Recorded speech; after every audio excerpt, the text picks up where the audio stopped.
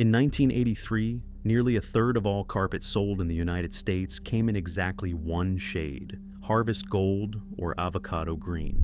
By 1986, the average American kitchen had at least one major appliance the color of an unripe avocado.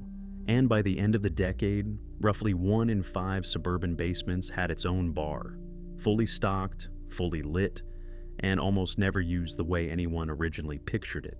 This was the 1980s, a decade that decorated with total confidence and almost no self-awareness. Some of these trends were harmless, a few were genuinely strange, and almost none of us thought any of it was unusual at the time. For most of the decade, if a floor in your house wasn't wood or tile, there was a good chance it was shag. Long looped fibers, sometimes an inch or more thick, in harvest gold, burnt orange, or avocado green. The pitch was softness, carpet as a hug for your feet every time you got out of bed. The reality arrived fast. Vacuums choked on fibers that long. A dropped Curio vanished and was never seen again. A chair leg could sink in and disappear, and finding it again took real effort. By the early 1990s, shag was the first thing ripped out of almost every house that had it. Sometime around 1970, appliance makers decided kitchens needed color, and by the early 1980s, 2 shades owned the market completely: avocado green and harvest gold. Refrigerators, stoves, dishwashers, even the wall phone, all matched. The idea was a coordinated kitchen, everything working together like a showroom display. What actually happened was a kitchen that aged all at once. When the color fell out of favor, there was no way to quietly update just one appliance. The rest instantly looked wrong standing next to it. Formica countertops came in plenty of patterns, but the one that defined the decade was the boomerang, a scattering of curved shapes that looked like something from an Atomic Age cartoon. It was cheap, durable, and easy to wipe down, which is exactly what the ads promised. Nobody advertised what heat did to it. A hot pan set down without a trivet left a permanent white scorch mark, a small monument to somebody's one moment of carelessness, sitting right there for the next 15 years. Nearly every dining room had one, a glass-fronted Curio cabinet, lit from inside, filled with collector's spoons from state fairs, porcelain bells, and thimbles nobody used for sewing. The idea was a rotating little museum of family memory. In practice, the cabinet became a dusting obligation nobody enjoyed and nobody wanted to inherit. Ask anyone who grew up in the 1980s what happened to Grandma's spoon collection, and the answer is almost always the same shrug. Sit down on the good couch in a 1980s living room, and your elbow would likely land on a doily, a small crocheted mat pinned to the armrest to protect the fabric underneath. Multiply that by the back cushions, the side tables, and the arms of every chair in the room, and a house could have 24 of them. They did their job.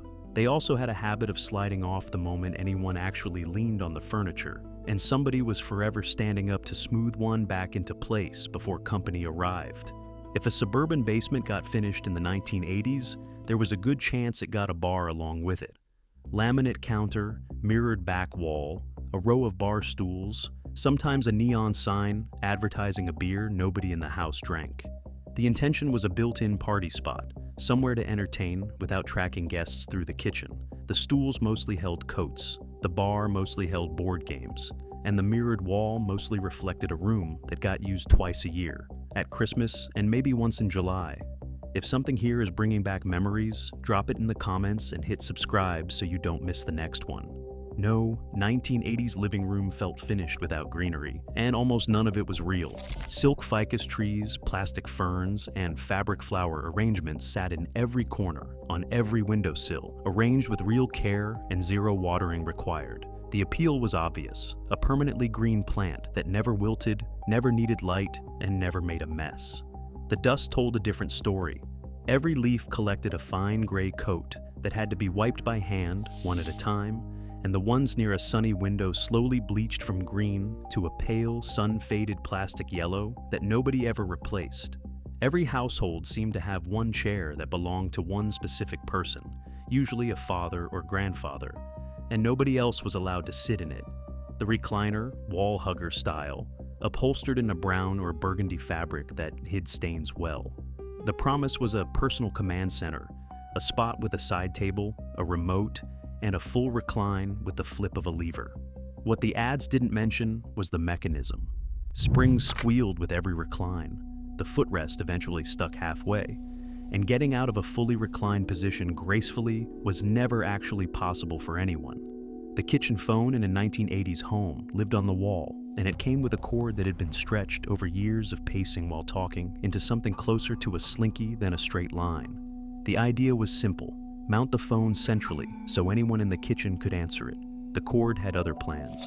It tangled around chair legs, wrapped itself into knots overnight for no visible reason, and by year 3 had stretched long enough to reach the backyard, permanently kinked into loops that never straightened out again, no matter how many times someone tried to stretch them flat. When microwaves first became common in American kitchens, most counters weren't built to hold one, so the microwave cart was born, a small rolling table with a shelf underneath, wheeled in specifically to hold the new appliance like a piece of medical equipment. It solved the immediate problem. It also became a permanent fixture nobody bothered to remove once counter space eventually opened up. So the cart just kept rolling around the kitchen for another decade, holding cookbooks, mail, and eventually nothing at all. A number of newly built 1980s homes came wired with an intercom system, a small speaker and button panel mounted in the kitchen, hallway, and each bedroom, promising instant communication between any 2 rooms in the house. The reality was static, feedback, and a volume that only seemed to have 2 settings: silent and deafening. Most families used it exactly twice, discovered it mostly produced a squeal, and from then on just walked to the other room and yelled like everybody had always done. And then there was the dish. A backyard satellite dish in the 1980s wasn't a discreet little disc bolted to a roof. It was a 10-foot fiberglass bowl standing in the yard, like a piece of radio telescope equipment, aimed at the sky and rotated by hand to chase a signal. It promised dozens of channels nobody's neighbors had access to. It delivered exactly that, along with a lawn ornament the size of a kiddie pool that every visitor asked about, and a rotation crank that somebody had to run outside and turn every time the picture went fuzzy. Tell me in the comments which one of these your house actually had. I read every single one. That was the 1980s. Shag carpet swallowed dropped food whole. A basement bar got used twice a year. A microwave cart outlived its microwave. A satellite dish the size of a waiting pool sat in the backyard chasing a signal by hand. None of it makes much sense now. All of it made complete sense then. The 1980s was the last decade that decorated a house like it was making a permanent decision, even when the decision was a room full of avocado green. If anything in this video brought a memory back, leave it in the comments. And if there's a trend I left out, tell me. There are plenty more we haven't quite forgotten yet. Subscribe so the next one finds you when it comes out.